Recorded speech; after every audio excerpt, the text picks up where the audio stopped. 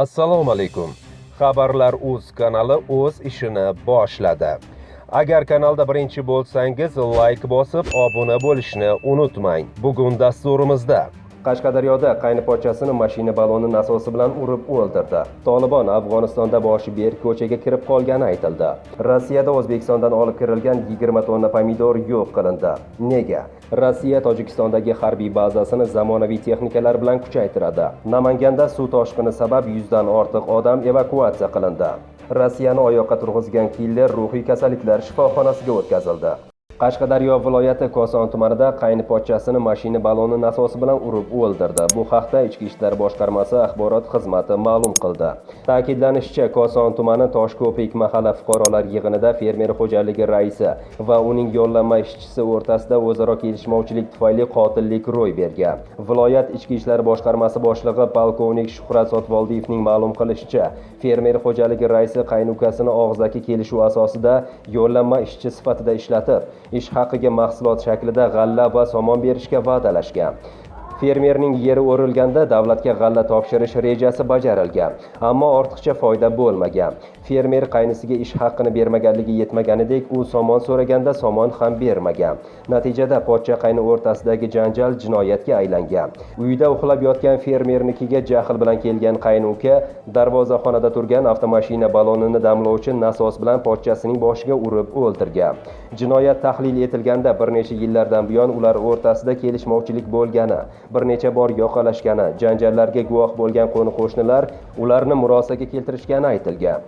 Ikki oilaning yosh kattalari janjalkashlarni yarashtirib kelgan. Biroq mahalla faollari bu ishga e'tibor qaratishmagan. Bunday hodisa takrorlanmasligi uchun mahalla mas'ullariga xizmat tekshiruvi tayinlanib, ogohlik va hushyorlikni oshirish lozimligi qayd etilgan. Namanganda suv toshqini sabab 100 dan ortiq odam evakuatsiya qilindi. Avvalroq Namangan viloyatida sel kelishi oqibatida viloyatning Kosonsoy tumanidagi ko'prik talafot ko'rgani va harakatlanish uchun yopilgani haqida xabar qilingan edi. Viloyat favqulodda vaziyatlar boshqarmasi matbuot xizmatining ma'lum qilishicha, Namangan viloyati hududida kuchli yomg'ir va do'l yog'ishi oqibatida Namangan shahar, Kosonsoy, To'raqo'rg'on hamda Uychi tumanlarining ayrim mahallalarida aholi yashash xonadonlari ko'chalarga suv toshishi holatlari kuzatilgan. Ayni vaqtda Namangan viloyat hokimi hamda sektor rahbarlari, favqulodda vaziyatlar boshqarmasi boshlig'i hamda texnika vositalari va qutqaruv otryadlari jalb etilib, yuzaga kelgan holatni bartaraf etish ishlari olib borilmoqda. Bundan tashqari, yomg'ir va do'l yog'ishi oqibatida sodir bo'lgan suv toshqini natijasida aholi yashash xonadonlarida to'planib qolgan suvlarni tortish ishlari amalga oshirilmoqda. Hodisa joylariga maxsus avtomobillar va xizmatchilar yong'in qutqaruv qismi shaxsiy tarkibi, shu bilan birga hamkor tashkilotlardan 80 dan ortiq texnika va 584 nafar ishchi xodimlar jalb etildi. Namangan shahar Yuksalish mahalla fuqarolar yig'inida joylashgan 4-, 5-, 6 ko'p qavatli uylarning yerto'lasida suv to'planganligi sababli ko'p qavatli uyda yashovchi 100 nafar fuqarolar xavfsiz hududga evakuatsiya qilinib, yerto'ladagi to'planib qolgan suvlarni 4 ta yong'in qutqaruv avtomobili va 8 ta suv tortish nasoslari orqali tortib olish choralari ko'rilgan. Shu bilan bir qatorda Namangan shahar Davlatobod tumani Yelixon mahalla fuqarolar yig'ini hududidan oqib o'tuvchi Shishaki soyi yaqinida joylashgan 7 ta xonadondagi 32 nafar fuqarolar xavfsiz hududga evakuatsiya qilindi. Fuqarolarimizdan vahimaga berilmaslik va ijtimoiy tarmoqlarda noto'g'ri ma'lumotlarni tarqatmasliklarini so'rab qolamiz. Tolibon Afg'onistonda boshi berk ko'chaga kirib qolgani aytildi. Tolibon harakati rahbariyati Afg'onistondagi hozirgi boshi berk ko'chadan siyosiy yo'l bilan chiqish kerakligini tushunadi va murosaga tayyor. Bu haqda 20-iyul kuni Rossiya prezidentining Afg'oniston bo'yicha maxsus vakili Zamir Kabulov aytib o'tdi. 20 yildan ziyod vaqt mobaynida rahbariyatning asosiy qismi albatta urushdan yetarlicha yeb ichdi va hozir boshi berk vaziyatda siyosiy yechimlarni izlash zarurligini tushunadi. Men buni nafaqat so'zlarda, balki shuningdek turli xil shakllarda ifoda etilgan niyatlarda ham ko'rmoqdaman.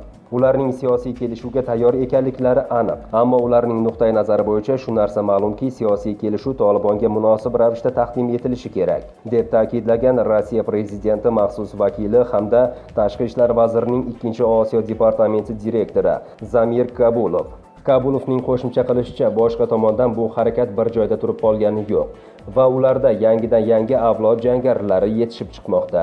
Yangi avlodning katta qismi esa hech qachon Afg'onistonni tinch va ozod ko'rmagan. Ular o'zlarining vatanlarini chet el bosqinchilaridan ozod qilish hamda islomning qadriyatlari uchun kurashayotganiga ishonadi. Ayrim dala qo'mondonlari boshchiligidagi harakatning bu ehtirosli yosh qismi hozircha tubdan radikal kayfiyatda, deb ta'kidlagan diplomat. Qayd etish kerakki, Rossiya prezidentining maxsus vakili Tolibon harakati Afg'onistonni egallab olishi mumkinmi degan savolga quyidagicha javob berdi. Agar milliy yarashuv jarayonida haqiqiy harakat bo'lmasa, Afg'onistondagi harbiy-siyosiy muvozanat Tolibon harakati foydasiga qayta shakllanadi va toliblarning mamlakatda hokimiyatni zo'ravonlik bilan qo'lga kiritishi juda haqiqiy istiqbolga aylanadi. Rossiya Tojikistondagi harbiy bazasini zamonaviy texnikalar bilan kuchaytiradi. Rossiyaning Tojikistondagi harbiy bazasi joriy yil iyul oyi oxirigacha 17 ta piyodalarning modernizatsiya qilingan BMP-2M jangovar mashinasini qabul qilib oladi. Bu haqda Rossiya Markaziy harbiy okrugi qo'mondoni Aleksandr Lapin ma'lum qildi. Joriy yilning iyul oyi oxiriga qadar 201 harbiy bazasining motorchi o'q-otar qismlarida 17 ta zamonaviy jangovar piyoda mashinasi beriladi. Bu har qanday vaziyatdagi vazifalarni bajarishda ularning qobiliyatini sezilarli oshiradi, deb ta'kidlagan Lapin. Qo'shimcha qilinishicha, jangovar transport vositalari motorchi o'q-otar bo'linmalaridagi eskirgan texnikalar o'rnini to'ldiradi. Avvalroq Rossiyaning 201 sonli harbiy bazasidagi tank tojik-afg'on chegarasiga yetib borgani haqida xabar qilingan edi. Rossiyani oyoqqa turg'izgan killer ruhiy kasalliklar shifoxonasiga o'tkazildi. 11 may kuni Tatariston Respublikasi poytaxti Qozon shahrida joylashgan 175 sonli maktabda otishma sodir etib, 7 nafar bola va maktab qo'riqchisi o'ldirilgan va 20 kishini jarohatlashiga sabab bo'lgan Ilnaz Galyaviyev ekspertiza o'tkazilgandan so'ng Moskvaning SIZO Butirka izolyatoriga o'tkazildi. Bu haqda RIA Novosti xabar bermoqda. Bizdagi ma'lumotlarga ko'ra, u allaqachon tekshiruvdan so'ng SIZO 2 dagi ruhiy kasalliklar shifoxonasiga ko'chirilgan, deb ta'kidladi Aleksey Melnikov. Rossiyada O'zbekistondan olib kirilgan 20 tonna pomidor yo'q qilindi. Nega? Rossiyaning Chelyabinsk viloyatiga O'zbekistondan olib borilgan 20 tonna pomidor kasallanganligi tufayli yo'q qilindi. Bu haqda Rossiyaning veterinariya va fitosanitariya nazorati bo'yicha federal xizmati ma'lum qildi. Ma'lum qilinishicha, joriy yilning 15-iyul kuni Roselxoznadzorning Chelyabinsk va Kurgan viloyatlari bo'yicha ma'muriyati Chelyabinsk viloyatiga O'zbekiston Respublikasidan olib kirilgan pomidorlarni Yevrosiyo iqtisodiy ittifoqining karantinli fitosanitariya nazoratidan o'tkazish paytida mahsulotdan urug'li jigarrang burishgan virusni aniqlagan. Qayd etilishicha, buni Markaziy ilmiy metodik veterinariya laboratoriyasi federal davlat byudjet muassasasi xizmatiga bo'ysungan Chelyabinsk sinov laboratoriyasida o'tkazilgan ekspertiza tasdiqlagan. Roselxoznadzor ma'muriyati yuk egasiga uni olib kirishni taqiqlash to'g'risida buyruq chiqargan. Kasallangan pomidorni O'zbekiston Respublikasiga qaytarish mumkin emasligi sababli egasi tomonidan 20 tonna mahsulotni yo'q qilish to'g'risida qaror qabul qilindi. Xabarga ko'ra, yo'q qilish Rossiya mansabdor shaxslari nazorati ostida amalga oshirildi.